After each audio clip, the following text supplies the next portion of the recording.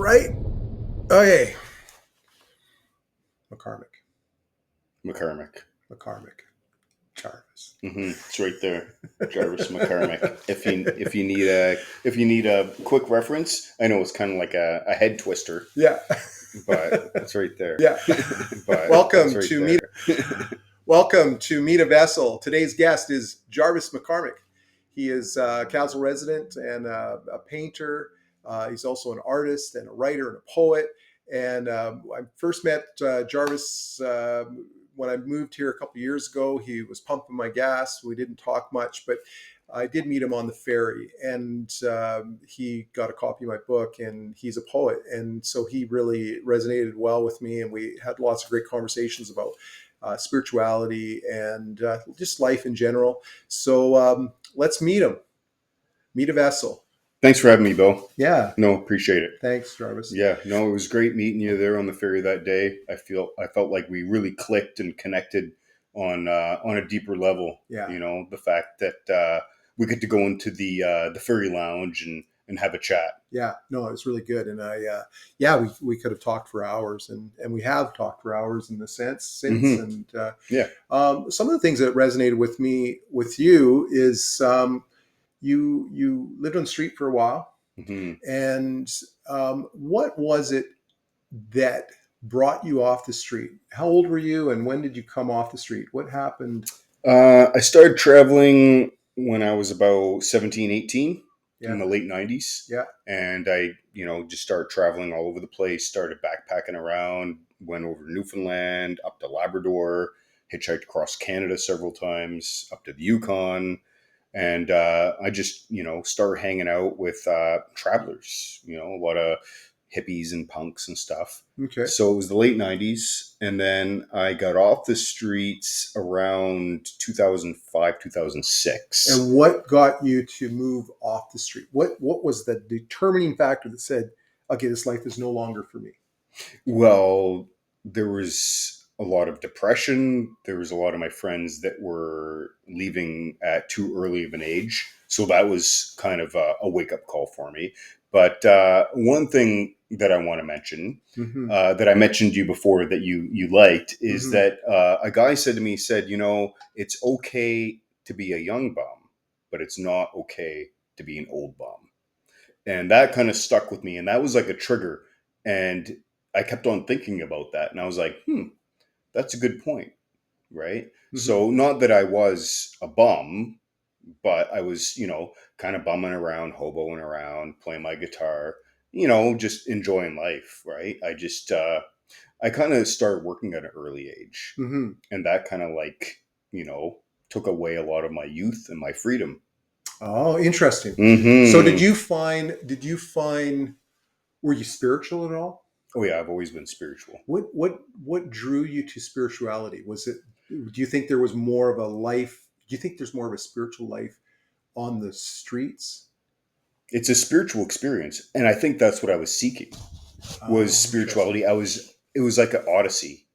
It's like I wandered and I drifted for 7 years, from like 98, 99 till about 2005, 2006. So what I was doing was I was searching. I was looking for my people. I was looking for answers. And in fact, that was another thing that got me off the streets, was a few people. John Moore was one of them. Mm-hmm. And he was into Buddhism, and he showed me this shop on Johnson Street in Victoria, here in BC, and it has all free books, and most of them are in Chinese, but there's a section that's in English, and I got the book, The Buddha's Ancient Path, and that was one of the things, because when you're living on the streets, there's not a lot to do except to indulge in pleasures. So there's a lot of drug use, a lot of drinking, a lot of partying, and tobacco, and all those things are a trap. Right. You're attached. It's addiction, right? And I seen it firsthand, and I indulged myself. And a lot of my friends, I didn't like what I was seeing.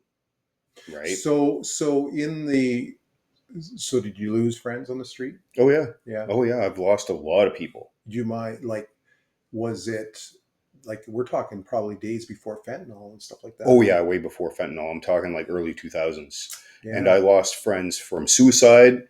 I've lost friends from murder. Some of my friends were murdered. Yeah. Uh, Overdose. They just partied themselves to death. Right. Yeah, just lots of random things. So there was no hope on the street. Oh, it's very, very depressing. But you see, I feel that one of the things that I had over some of the other street people is that I was a drifter. I was a hobo. I never stayed in one place too long. I Mm, always left and traveled. And a lot of my friends stayed in one place. And that was what was the thing that got them. So the fact that I was able to leave and travel was my the edge that I had. And that was the thing that saved me because I would go back home. I had friends that went out to BC, never came back, mhm, got stuck on the streets, started doing heroin. mhm, That was it. Started smoking crack, mhm, stuff like that. mhm. I never really got into that stuff, right? And it was Buddhism that made me clean up, made me quit smoking, made me quit doing drugs, maybe quit drinking, because I realized that all these attachments, all this craving, all this wanting is Right. what leads to the suffering. Right. So I set myself free. And Interesting. that's what I was all about was freedom. Was there any books throughout those early years that just resonated with you? You just went, other than Yeah, the yeah. There was Tom Robbins. Tom Robbins. He's a Seattle-based author. He Yeah, wrote a I've heard book. Robbins. Yeah, I think I've heard of him. Yes. Yeah, very famous writer. He did Jitterbug Perfume. He did Another Roadside Attraction, and one Okay. of my favorite books is Still Life of Woodpecker. Right. I think you told me about this book. Yeah. And he Yeah. wrote that in 1980, the year I was Okay. born, Okay. and it's probably one of my all-time favorite books. And what's the book about? It's very satirical. Yeah. It's very funny. Yeah. So it's fiction, and it's basically a love story. And in the back, it explains it's kind of a love story that takes place in a pack of Camel cigarettes. Okay. So it's very funny and very witty. And it's about this princess that falls in love with basically a terrorist. He's like a bomber, Okay. right? His name's Bernard Wrangler, Okay. and he has a boat named the High Jinx. Okay. And anyways, it's just a hilarious book. Okay. Yeah. So great. do you when did you pick up your artistic skills? I've been drawing and into art since I was a kid. Yeah. When do you think there was that definitive moment where people recognized that you were an artist more than anything else? Probably in high school. Yeah. You took That art in high school? Yeah, Yeah. yeah. How about literary? Anything literary? Like, No. When I traveled, yeah. right, I wrote journals.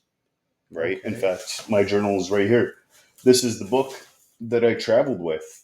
Oh wow. This is the book, my art and writing journal book. So this has basically everything from like Montreal, and like it's all here. Newfoundland, BC. This is like probably 3 or 4 years of all journaling. Wow. And then that's just journaling. And it's amazing because I can go back and read and I have no recollection, no memory of it. It's Wow. but because I wrote it down, I do remember it. Yeah. Interesting. But I also have like lots of little books. Like I have like probably 20 of these little guys that are just full of poems and just like random writing, songs, poems. So yeah, it's kind of interesting that I still have all these things. So what I'm trying to do now is go through it all, and I want to create a book that's like I call it my best friend the road, because I Okay. spent so much time on the road. Okay. And I don't want it to be just poetry, because poetry is a bit of a hard sell, It and is. it's Yeah. not for everyone. Yeah, that's true.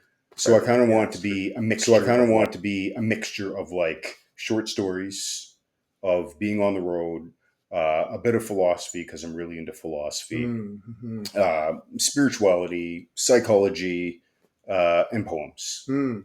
Right? Interesting. Yeah.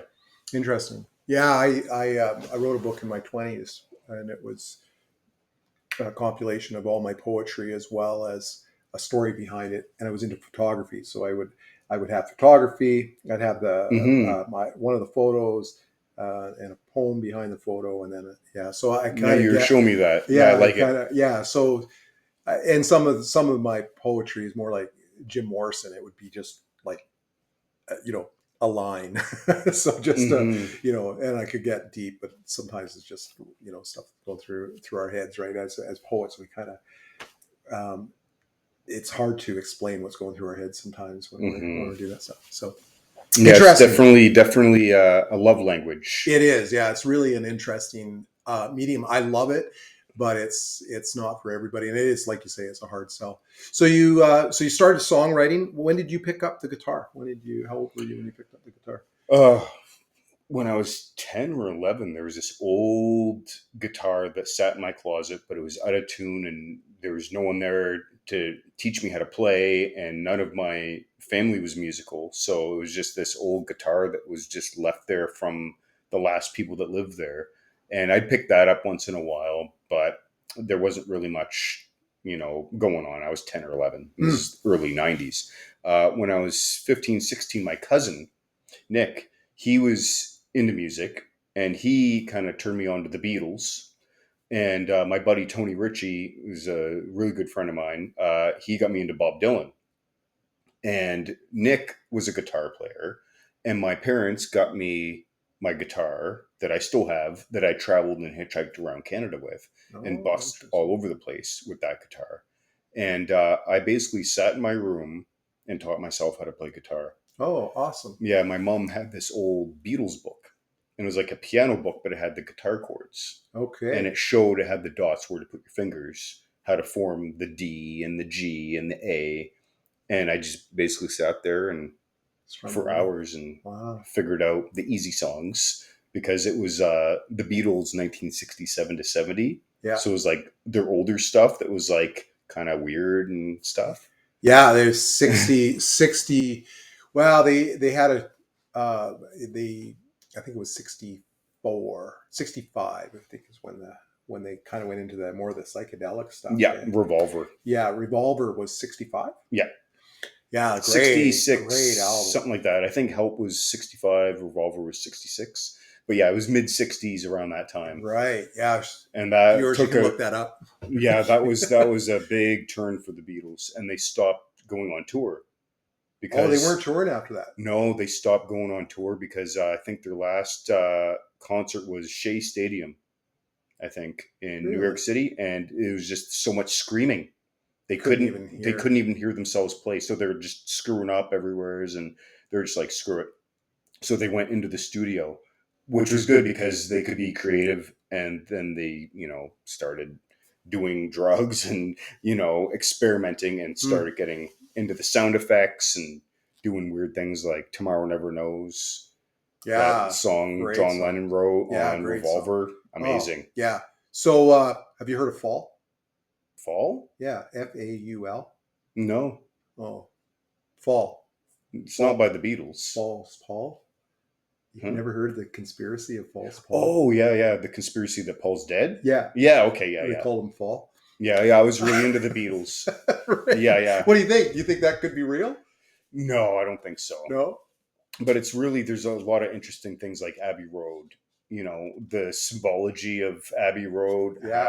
how John Lennon's all dressed in white. He's the Yeah. priest, Yeah. and George Harrison was dressed like he's the gravedigger. He's Yeah. wearing jeans, Yeah. and then Ringo was the pallbearer. He's wearing like a tux, and then Paul was the dead guy, and he Right. had no shoes on. Right.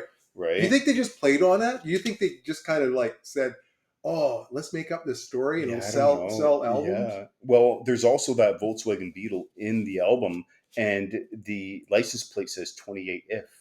Do you know that? And Paul would have been 28 if he was dead that year that Abbey Road came out in 69.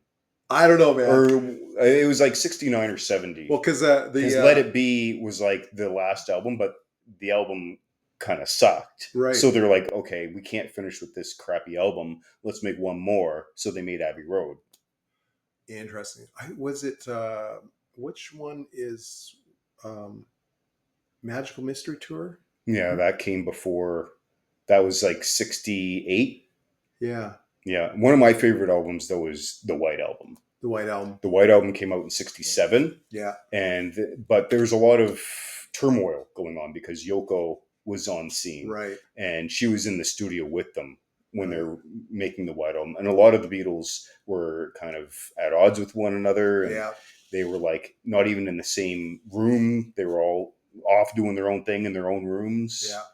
Yeah. Interesting. Yeah, I love the Beatles. So I Yeah. would take it you're more of a Beatles fan than a Rolling Stones fan. Oh, yeah. Oh, yeah, absolutely. I like some Stone stuff, but it's all like exclusively from the 60s. Like, Yeah, I'm talking like Ruby Tuesday and like old Stones. Yeah, yeah.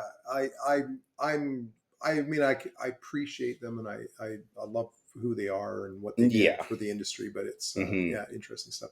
So we're probably getting really close. So we're actually not doing too bad. Do you want to play a song for us? Yeah, sure. Yeah, Yeah. yeah. Here, let me go grab that guitar. Here, Or you want to this grab it one? for me? Yeah. And do I have a pick close by? Right here. I play a song that I know all the words to and have it memorized. So this is this. Well, I'm gonna move out a little bit. Is this yours? This is Original, yeah. original? Yeah, I've been writing a lot of original songs lately. Just in the last 3 years. Okay. Because I've been, playing covers and I've been playing other people's stuff. And it's just like, I'm just going to write some stuff. And it's just like, I don't want to say I don't put too much effort into it. In fact, it just comes out completely effortlessly. It's just like Paul McCartney once said that, he doesn't know where these songs come from. He just kind of pulls them down from the sky. And they just come into him, right? Yeah. And Bob Dylan said something similar like that too. Yeah. Like they don't know where they come from; they just come.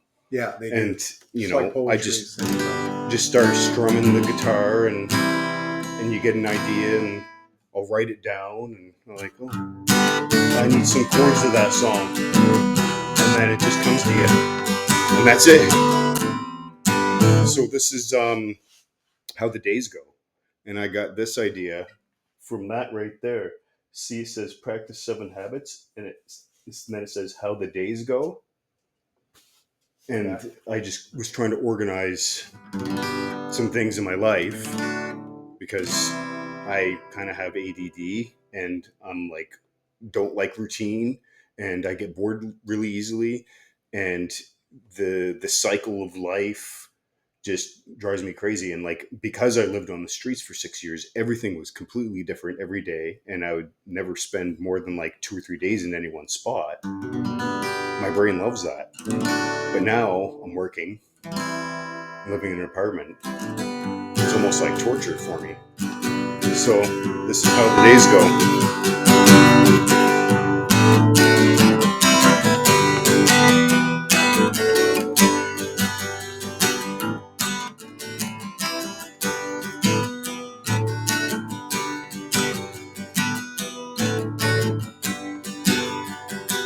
Drinking out of a brown paper bag, and on my head is a full of slag. I got holes in my pockets and marks in my shoes. I got nothing left. Wet with sweat and time won't bear. I broke another guitar string. You think that you're singing and you start to fumble. It's hard to play with just one string. But that's just how the days go. Don't you know, that's just how the days go. Don't you know that I'm ready to go.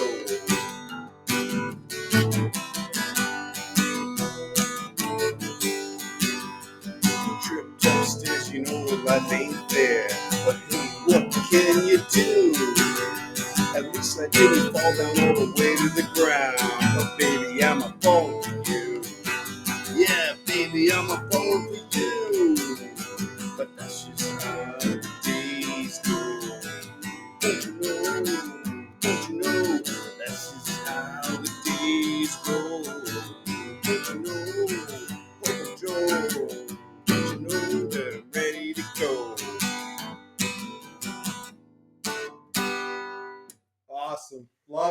That's awesome, man. Yeah, thanks, Bill. Good for you. Yeah, there's one more verse, but I don't want to. Oh, it's that's like a great. little taste. Yeah, no, that's awesome. So in leaving, you're in Casno. Mm-hmm. You're a painter by trade. Yep. Artist, painter, musician, poet, yeah, all kinds I of love things. I'm also totally and completely underground. It's like my existence is not known really by anyone. And, I put myself out there. I've, created a website on Facebook, it. McKarmic Art, and Mhm. I've tried to sell my art, and it's hard, right? It really it's is. like, Yeah. and I created a poetry book, and I've sold a few, Mhm. but it's a hard sell, right? It really And is. I just feel like I really need to go for it. But you go for it, Mhm. but it's like nobody really cares. Everyone's so preoccupied. Yeah. It's like nothing really means anything anymore. Everyone's just consumed with consuming, and capitalism has everyone under this cultural spell of like must go out, make money. Yeah. Nothing has any kind of spiritual significance either. Like I remember back in the day when a song would mean something, Yeah. a book would mean something, and Yeah. people would get excited over a book or a song, and I still do, right? And I'm still out looking for songs and books, Yeah. and I can't find any. So I'm to the point now where it's like, okay, well, I need to write a song that I can get excited about, and maybe someone else will get excited about it too. Yeah, we've been under an incredible amount of corporate programming in order to follow a system that is broken. It was broken from the start. And the new book is called "Manifesting the Gods of Gold: Exploring the Beast Behind Spiritual Chaos." Should be available here soon. And I explore this very deeply and how we are losing culture. And this is the reason for the Meet a Vessel series, is that I want to include people who have talents.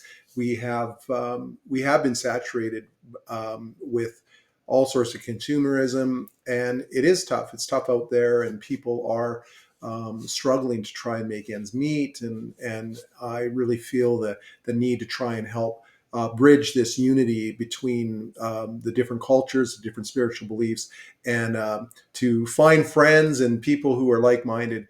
And I just want to thank you for spending this 25 minutes or so with us. And I especially thank you, Jarvis. This is great. Yeah, no problem, Bill. Yeah, and we'll do this again, and we'll maybe dig in a little deeper. But yeah, thank you so much. There's a lot. Yeah, it's hard to get talking about my travels and my hobo days because there's just so many stories, and it was such a life-altering part of my life that forever changed me. Yeah, right? And that's what it's all about: changing for the better, becoming more spiritual, and using our gifts to be a vessel.